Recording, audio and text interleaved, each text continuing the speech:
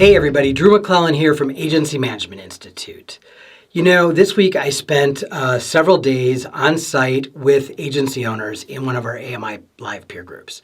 And one of the conversations that came up several times in the 2 days was this idea of one-on-one meetings with employees, how to do them, what they're good for, how they benefit the agency. And so I thought that would be a good topic for this week's question video. So the question is, how should I best use one-on-one meetings with my team for their benefit and for the agencies? So, you know, I spend a lot of time with agency owners, but I also spend a lot of time with agency employees. And one of the things that I always hear from the agency employees is they are hungry for more time with you, the agency owner.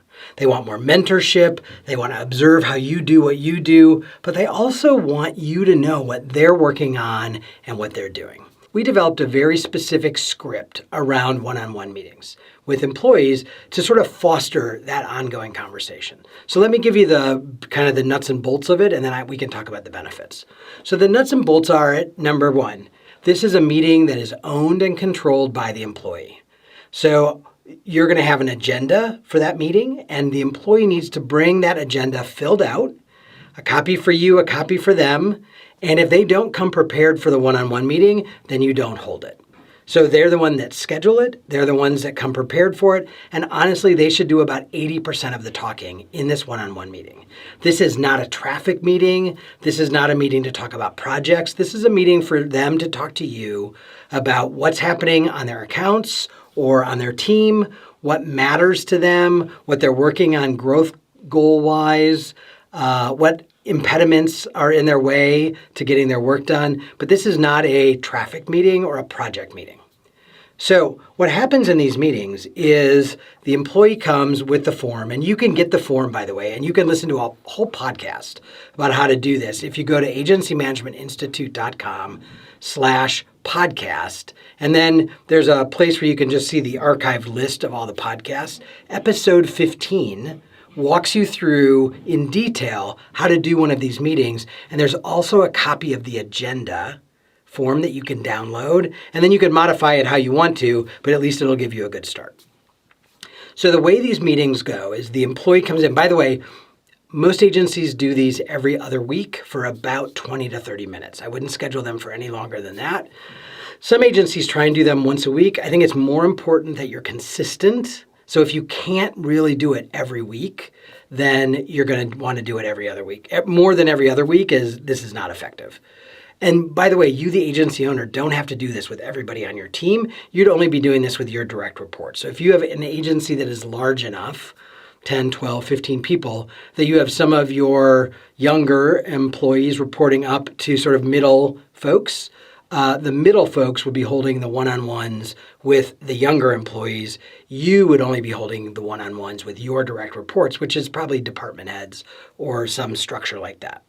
So the way these meetings work is the employee comes in, they've got their sheet, you've got the sheet, and these meetings go on a quarterly cadence. So the very first question on the sheet is, what is your quarterly growth goal? So if you're doing traction, this aligns perfectly. If you want to do a mini review every quarter so that you are at the annual review, you're really looking much more ahead than you are backwards, this is a perfect structure. But it also suggests, and in your case, you may decide to require, it suggests to your employee that they should be setting a growth goal every quarter. And this might be, I want to learn more about negotiating. I want to get certification in X, Y, or Z. So for every employee, it's going to be very different. But helping them set a growth goal and then every week or other week checking in to see how they're doing on that growth goal will tell you very quickly who sees their role at your agency as a job versus a career. So after the growth goal, then next on the list are asking them questions like, are you getting any early warning signs, or are there any red flags with either clients or team members that you think I need to know about? What's in the way of you doing your best work? It's asking questions like that. So again, you're going to spend 20 or 30 minutes with the employee going through these questions. And again, they're leading these conversations. And the value of that is that you are going to be surprised at how much you learn in these one-on-one meetings. Number one, They're going to be telling you about things that are happening with the clients or team members far before you would normally know something was going on. You're going to know what's in the way of them doing their best work. You're going to be able to check in on them. How are they doing sort of mentally and emotionally? Are they fired up? Are they worn out? What do they need from you? In fact, one of the questions is, what do you need from me to do your best work? So you're going to walk through this one-on-one. You're going to now know that they are actively pursuing a growth goal, that you are helping them remove any impediments to the path of success. You know that you are up to date on what's happening at the clients and also inside the organization. And they feel like they've heard you. This is their opportunity to ask you questions, to run something by you, to get your 2 cents on something that they're working on. And when they know that you're really going to honor this every week or every other week meeting, the other great thing about this is now every time somebody shows up in your door or pings you on Slack, you can say, hey, do we need to deal with this right now? Or can we wait and do this in your one-on-one? And slowly you start training them to kind of batch up the questions they have for you. Now, without a doubt, sometimes the question is not going to wait until the one-on-one. We know that. But in probably 8 out of 10 cases, it could wait until the one-on-one. And so all of a sudden, you're going to start getting some time back because you're not going to be constantly one-offing answers to questions for your team because they're going to know that they have this sort of sacred, protected time with you, and they're going to use that time to go over the things that normally they just ping you about throughout the day. Here are some of the benefits of this. Number one, as I said, you're going to be in the know, much better with clients, employees, things like that. You're going to have an employee who's actively engaged in growing and getting better.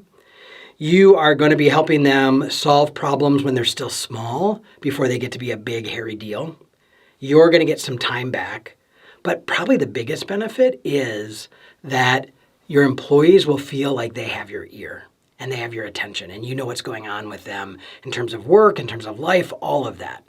And I have never had an agency who started one-on-ones, both the owner and the employees, not say to me, I wish we had done these a lot sooner. These are incredibly valuable. They strengthen our relationship. We are solving problems when they're tiny rather than big. And I just feel more connected. And from the employee's perspective, they feel like you are taking an active role, you or their direct report, are taking an active role in their growth and in what they are dealing with every day. So if you have not done one-on-ones, I'm telling you, these are magic.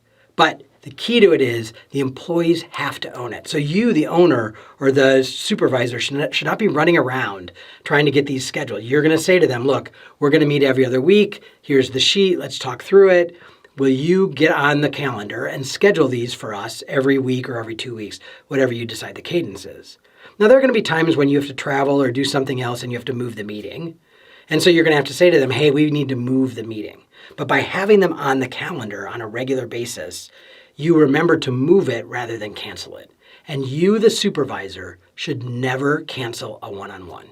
You can move it, even if you're going on vacation. Move it a week earlier, move it a week later, do whatever you have to do. But you need to demonstrate to your employees that you know this is a very important meeting and you respect the importance of it and you are not going to violate the meeting by canceling it. I think if you give it a try, you're going to be surprised at how quickly the benefits of these one-on-ones start to show up and how quickly you commit to doing these for the duration of your agency because it's not that hard to do. It's not that much time. It actually saves you time in the long run because they're batching up their items or their points of discussion. And you're going to have a happier employee who is actively growing. There is no downside to these one-on-one meetings, I promise. You are going to love them if you implement them properly. And I think you're going to be surprised at how quickly you start to see the benefits. All right, give them a try, and I'll be back next week with another question and another answer.